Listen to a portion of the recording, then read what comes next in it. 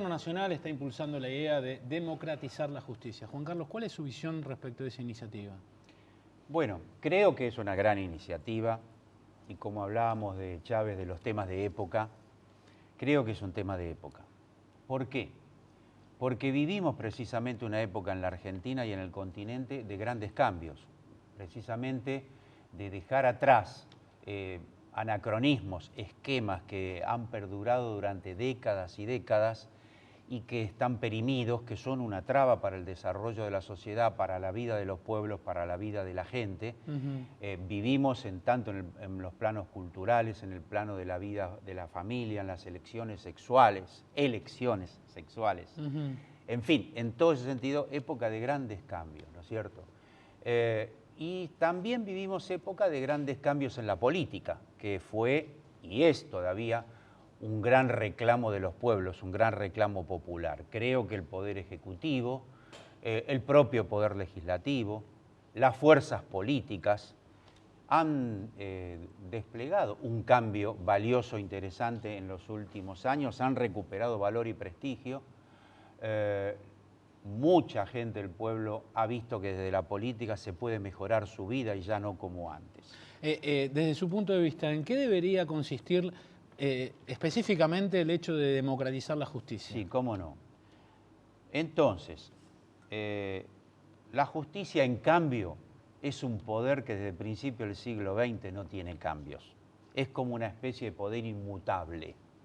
Por lo tanto, es imperioso ir a una renovación de la justicia, y está bien la palabra democratización de la justicia. Lo que ha planteado la presidenta de la Nación no es un cambio copernicano, es afrontar 4 o 5 grandes cambios que serían muy valiosos, y yo diría que abrirían, oxigenarían al Poder Judicial, lo democratizarían. Perdón, pero cuando Kirchner en su gobierno dio una renovación a la Corte Suprema, ¿no fue un primer paso para democratizarla? Efectivamente, es el gran hito. Es el gran hito. ¿Ese fue el primer paso o no sirvió? No, sirvió, sí, porque son etapas. Nosotros, la Corte Suprema de Justicia es la cabeza de un gran poder del Estado, de uno de los 3 poderes del Estado. Teníamos una cabeza del poder del Estado que estaba absolutamente desprestigiada, sospechada de corrupción, inficionada por las corporaciones de todo tipo, no solo económicas. ¿Esta corte para usted? Esta es una corte respetable que precisamente yo creo que es un mérito importante que hay que asignarle a Néstor Kirchner. No olvidar que para remover la anterior tuvo el impulso de agarrar la cadena nacional y denunciarla en la cadena nacional, la barrió y puso un núcleo de importantísimos y reputados juristas. Eso no quiere decir que transcurrido 10 años no haya observaciones y críticas que se le puedan hacer a la Corte Suprema de Justicia, porque, como decíamos, no debe ser un poder inmutable. Decía bien la presidenta de la Nación, el Poder Ejecutivo, el Poder Legislativo está permanentemente interpelado por la sociedad, sometido a elecciones del pueblo y sometido precisamente a campañas electorales y al veredicto del pueblo, no así la Corte Suprema. De forma tal que las iniciativas que se plantea el Poder Ejecutivo creo que son valorables. Uno es el tema del Consejo de la Magistratura, que se plantea la elección popular, que tampoco es una idea peregrina, porque ya existen muchísimos estados de Estados Unidos, existe en el Japón y en muchos otros países. Oponerse a que haya voto popular para elegir el Consejo de la Magistratura, francamente no puedo comprenderlo, es un paso de democratización. No en la elección de los jueces, por supuesto, eso lo dejó claramente planteado la presidenta, pero sí en el órgano que los elige y los juzga en caso de que haya un problema. Está clarísimo, a la luz de la vida, que el tema de las cautelares, que es un recurso de defensa de ciertos derechos que se puede pensar que están vulneradas, en nuestro país se ha transformado en una distorsión. ¿Por qué? y porque una buena parte del Poder Judicial, a un mecanismo que tiene que resolverse a la brevedad, dura años y años y años, y entonces una medida preventiva de defensa de un derecho se transforma de facto en una virtual sentencia definitiva. Y quizás el caso más claro y más acabado es el más conocido y el más importante, que es el tema de la Ley de Medios de Comunicación Audiovisual. Llevamos 3 años y medio que se sancionó. Es una ley que fue una iniciativa del Poder Ejecutivo, que es obvio, es un poder del Estado, que lo eligió el pueblo. Luego fue votado por el otro poder del Estado holgadamente, no solo por el oficialismo, sino por una buena parte de la oposición, en el Senado y la Cámara de Diputados. Y hay un tercer poder del Estado que por una cautelar que presiona una gran corporación económica y lo ha impedido durante 3 años y medio. Hay negación de justicia. ¿La ley de medios no se cumple por culpa de la justicia hoy por hoy? Yo creo que sí, e inclusive, con toda franqueza, en este punto, en mi opinión, yo tengo una clara discrepancia con la propia Corte Suprema de Justicia. ¿Por?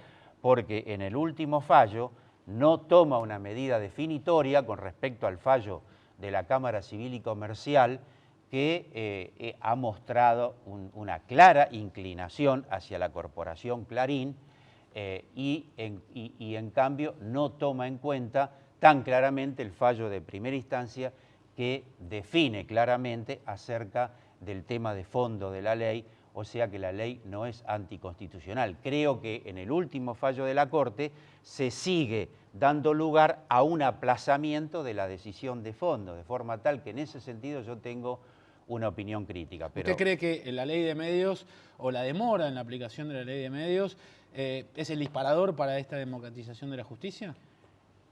Puede ser el disparador, porque como decíamos al inicio, podría aceptarlo eso, pero no es el único caso. Está repleto de cautelares que duran muchísimo tiempo. Hay una del diario La Nación por un tema de carácter impositivo que lleva 10 años. Y es una desvirtuación clara del instituto de la cautelar.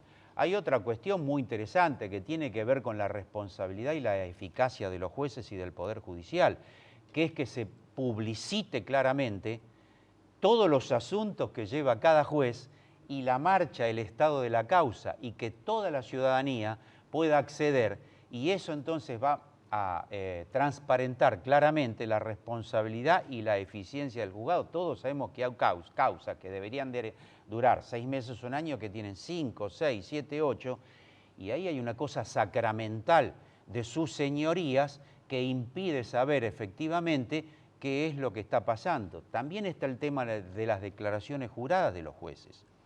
Los miembros del Poder Ejecutivo, Legislativo, Secretario de Estado, intendentes, tienen que explicitar sus declaraciones juradas patrimoniales. Los jueces, mediante una acordada, lo han impedido.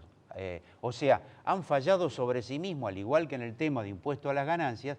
Entonces, hay un proyecto para que sea también transparentada la situación. ¿Usted cree que finalmente eso se va a lograr?